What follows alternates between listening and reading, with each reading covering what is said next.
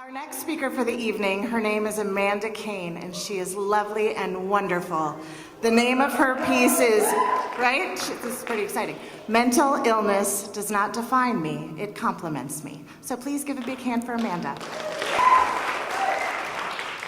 Thank you. My name is Amanda, and I'm 33 years old. Why is my age so important, you ask? Because even at 25, I didn't think that I'd make it to age 30. I have struggled with mental illness my entire life. In fact, my first suicide attempt was at age 7. Why would suicide even be a possibility at 7 years old? I was already struggling with anxiety, depression, low self-esteem, and more at this point. My parents were divorced, and so I was being passed between each one of them. They had very different parenting styles, and that was super stressful. My mom blamed herself for any negative situation she heard going on at my dad's, so I learned how to not talk about the bad events. My dad shut down any contact, especially if that person was related to my mom.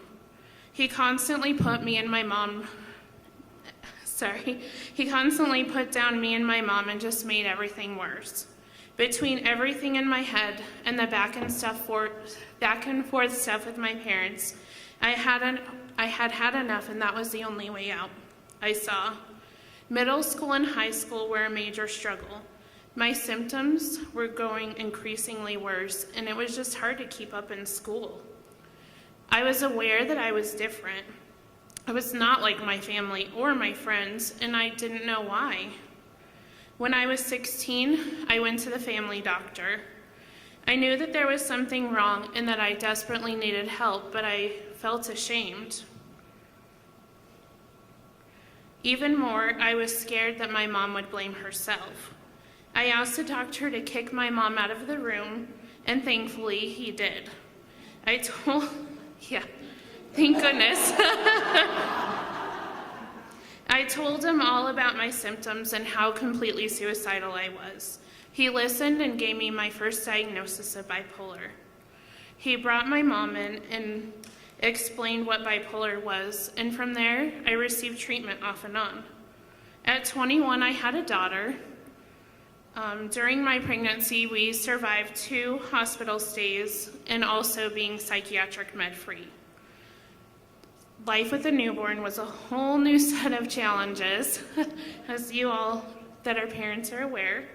But I also had severe postpartum depression kick in at that point. For the first time, I was thrown into what was called mixed episodes, where I experienced severe depression and anxiety at the same time. I was so exhausted, but I was also too anxious to sit still, let alone sleep. It got so bad that my family started talking about who would take my daughter if I ended up in the hospital. Thankfully, we found family and friends that were able to care for both me and my daughter. The first 4 years of my daughter's life were very rocky. When my daughter was 1.5 years old, I married a man and I entered into an abusive marriage. At the time, the 3 of us were living with my parents. So when my daughter was 2, I had a 4-month stay in the hospital. During that time, I wasn't allowed to see her due to the hospital policy. But finally, after 3 months there, the hospital bent the rules and I got to see her. When my daughter was 4, I knew that she was in a bad situation because of my symptoms. I couldn't get out of bed, and when I did, she witnessed me hurting myself. I decided that this wasn't okay, and I called social services on myself. I never imagined what calling social services would do for me. Immediately, many people came into our lives. Looking back, calling social services is probably one of the best decisions I've ever made. I was able to place my daughter with my parents and really focus on me. A couple of weeks after my daughter was removed from my home, I decided that suicide was no longer an option, but also living a life of misery was no longer an option either. So I decided that I was going to make the most of any opportunities that I was offered. So at 25, I attended individual and family counseling. I also participated in a wellness program that was offered in the community mental health center that not only focused on mental wellness, but also physical wellness. I was offered the support of a peer specialist, which I, at that point, learned that I wasn't alone and that there were others out there just like me. This was the first person that I had ever met that lived a positive and successful life with a diagnosis.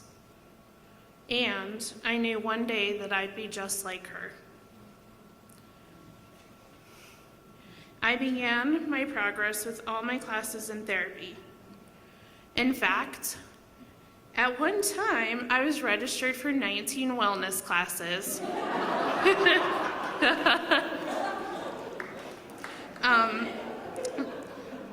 Yeah. The people in the mental health center began to see my progress and began to offer me any opportunity, and a ton of them at that, that built up my confidence and also my recovery. So at the age of 28, my confidence level was soaring, and I actually felt like I was worth something. I mustered up my strength and even left my abusive marriage. I finally felt like I had enough value as a person that I deserved to be treated better. And it was then that I decided I wanted to help others with their struggles with mental illness. For years, I balanced working on my own recovery and volunteering to help others with theirs. I finally decided it was time to apply at a couple of places with openings for peer specialist positions. To my surprise, I was offered both jobs. I accepted a full-time position and have been working as a peer specialist for almost 5 years. Thank you.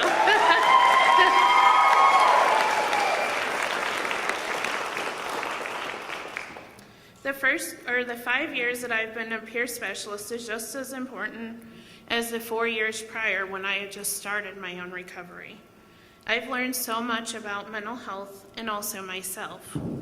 I contribute that to my coworkers and also to the folks on my caseload. At 32, I married my current husband that treats me well and is super supportive in all areas of my life.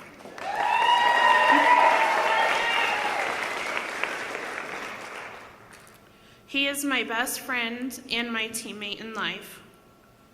He also struggles with mental health issues, so some days are really awesome for both of us.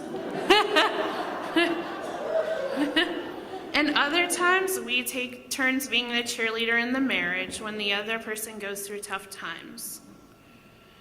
Because of where my life has led me, I could never imagine being in an abusive, toxic relationship again. I still struggle with my mental illness, but it is manageable now and I'm happy with my life. I have gotten to take what society may see as my weakness, and I have made them my strengths.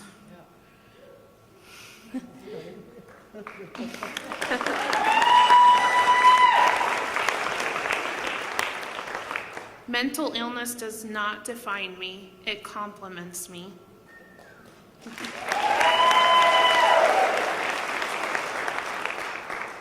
What excites me the most is that every struggle I have been through means something powerful in my life.